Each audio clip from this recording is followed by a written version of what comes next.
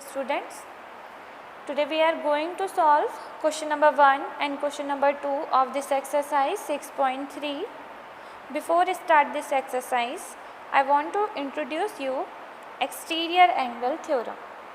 Theorem is, if a side of a triangle is produced, then exterior angle so formed is equal to the sum of the two interior opposite angles. देखिए theorem में आपसे ये कहा जा रहा है कि if a side of a triangle is produce, मतलब अगर ट्राइंगल की किसी एक साइड को आप क्या करते हैं प्रोड्यूस, जैसे ये आपका ट्राइंगल है और आप इस साइड को प्रोड्यूस मीन्स आगे बढ़ा रहे हैं, ठीक है.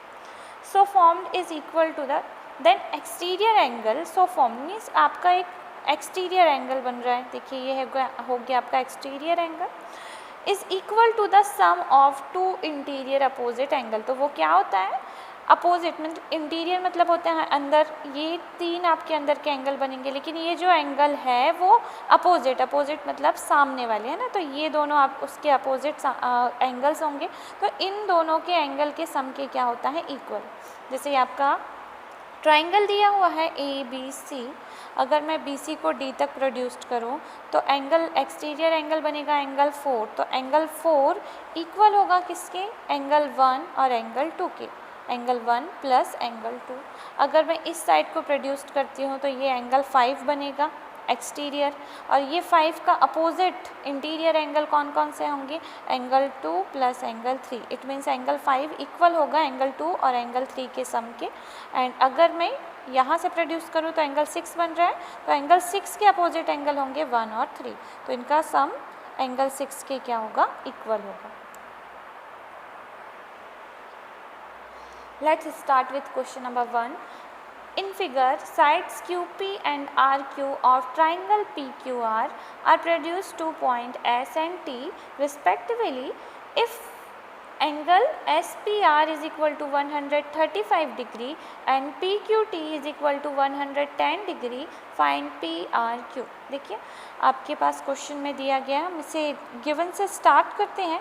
गिवन आपका दिया हुआ है कि side PQ and RQ of QP and RQ of triangle PQR. PQR की कौन सी साइड, QP और RQ. ये है आपके पास QP और ये है आपके पास RQ. तो QP को कहाँ तक आगे बढ़ाया गया है, S तक, और RQ को कहाँ तक आगे बढ़ाया गया है, T तक. इफ़ एंगल SPR, तो एंगल SPR कितना दिया है आपके पास, 135 डिग्री, एंड एंगल PQT आपको कितना दिया हुआ है, 110 डिग्री. तो आपको फाइंड क्या करना है, आपको फाइंड करना है एंगल PRQ फाइंड करना है. PRQ इट मीन्स ये जो एंगल है वो आपको क्या करना है, फाइंड करना है. ठीक है, तो चलिए हम स्टार्ट करते हैं. ये देखिए SQ आपके पास एक क्या है, स्ट्रेट लाइन है. तो सॉल्व में SQ इज़ आ लाइन, क्या है, SQ आपके पास एक लाइन है, स्ट्रेट एंगल. तो इस स्ट्रेट लाइन है, तो स्ट्रेट लाइन में आपके क्या बनेंगे, linear pair. It means SPR and QPR दोनों का सम कितना होगा, 130 डिग्री. तो हम स्टार्ट करते हैं एंगल QPR प्लस ये QPR, ये एंगल और ये एंगल दोनों का सम कितना होगा, 180 डिग्री. तो इसे हम कैसे लिख सकते हैं, SPR, angle SPR is equal to 180 degree. Reason क्या आएगा हमारा, लीनियर पेयर. क्या है ये आपके, linear pair.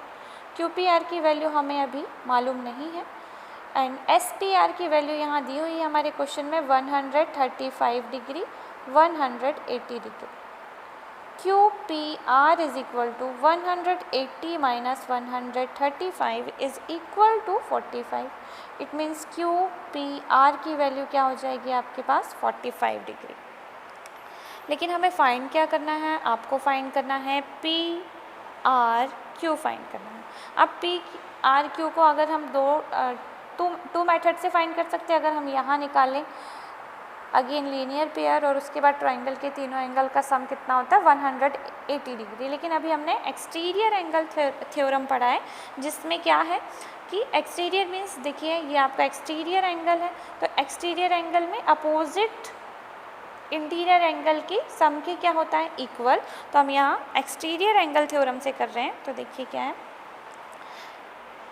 Angle TQP is equal to angle QPR plus angle PRQ। देखिए TQP किसके इक्वल होगा आपके पास, QPR प्लस PRQ के।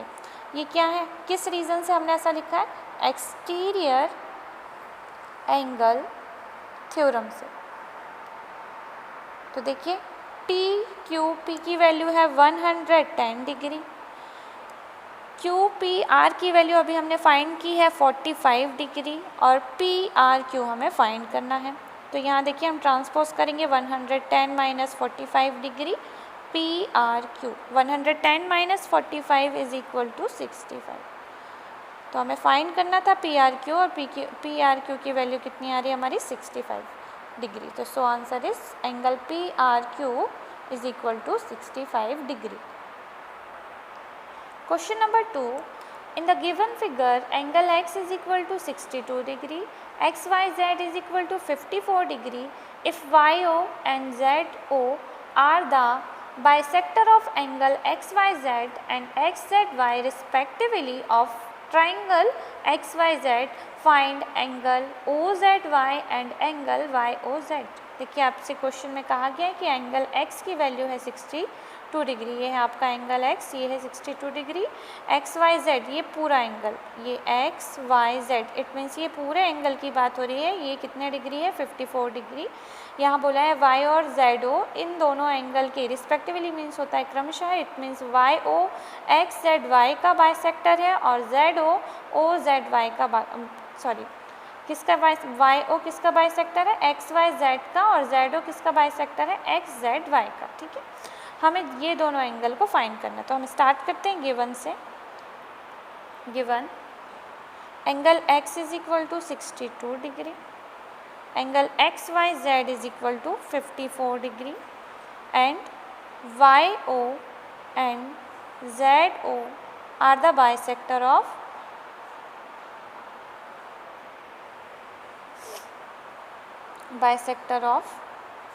Angle XYZ and angle XZY। Find करना है हमें दोनों angle OZY and YOZ, OZY and YOZ। अब देखिए हमें सॉल्व करना होगा, तो सॉल्व करना हम स्टार्ट करते हैं। देखिए ट्राइंगल है, और ट्राइंगल के तीनों एंगल का सम कितना होता है, 180 degree.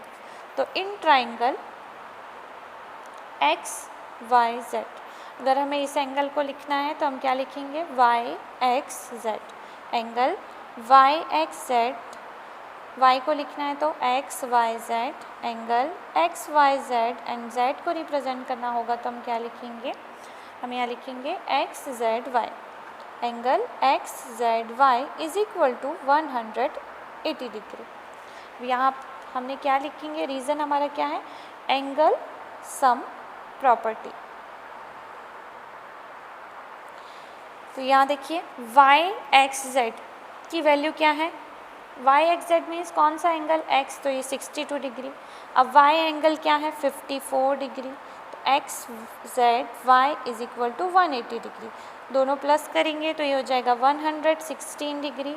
XZY is equal to 180, XZY is equal to 180 minus 116, answer क्या आ जाएगा आपके पास, 64 डिग्री। इट मीन्स Z की वैल्यू हम यहाँ पे डायग्राम में भी शो कर लेते हैं कि ये पूरा कितना है, 64 डिग्री। देखिए आपको क्वेश्चन में दिया था YO is the bisector of किसका बाइसेक्टर था, XYZ का। देखिए डायग्राम से समझते हैं, ये YO है और ये बाइसेक्टर है किस एंगल का, XYZ का। बाइसेक्टर मीन्स किसी भी एंगल को कितने पार्ट्स, इक्वल पार्ट्स में डिवाइड कर देना, 2 इक्वल पार्ट्स में डिवाइड कर देना। इट मीन्स OYX इक्वल होगा OYZ के। तो हमें चाहिए क्या था, किसकी वैल्यू हमें फाइंड करनी है, OYZ की। OYZ तो हम लिखेंगे OYZ क्या होगा, देखिए इसका बाइसेक्टर है, मतलब 54 को हाफ पार्ट में डिवाइड करेगा, तो ये हो जाएगा आपके पास XYZ upon 2। Bisector means half, ये जो वैल्यू होगी इसकी हाफ होगी। It means 54 upon 2 equal to 27 degree. It means OYZ की वैल्यू क्या है, 27 डिग्री। नेक्स्ट आपको दिया था ZO is the bisector of angle XZY। अब ये जो ZO है वो XYZ का बाइसेक्टर है, और अभी हमने XZY की वैल्यू फाइंड की है 64 डिग्री, और अभी हमें चाहिए किसकी वैल्यू, OZY की वैल्यू चाहिए। तो OZY भी एंगल XZY का क्या होगा, हाफ। इट मीन्स 64 अपॉन 2, ये कितना हो जाएगा आपके पास 32 डिग्री। अगेन हम एंगल सम प्रॉपर्टी यूज़ करेंगे, क्योंकि अब हमारे पास देखिए स्मॉल ट्राइंगल कौन सा बन रहा है, OYZ, जिसमें से हमें इस एंगल की वैल्यू 27 डिग्री हमने निकाली है, और इसकी कितनी निकाली है, 32। तो हम इस एंगल को क्या कर सकते हैं, फाइंड कर सकते हैं। तो अगेन हम लिखेंगे in triangle YOZ angle YOZ plus, देखिए YOZ plus OYZ plus OZY is equal to 180 degree.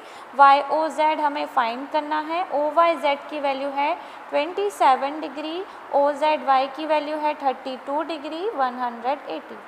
YOZ 27 plus 32 59 degree 180 degree. YOZ is equal to 180 minus 59, YOZ is equal to 121। तो आपको दो एंगल फाइंड करने थे, angle OZY की value देखिए, OZY की value हमारे पास 32 डिग्री, एंड सेकेंड आपको फाइंड करना था YOZ, तो YOZ की वैल्यू है 121 डिग्री।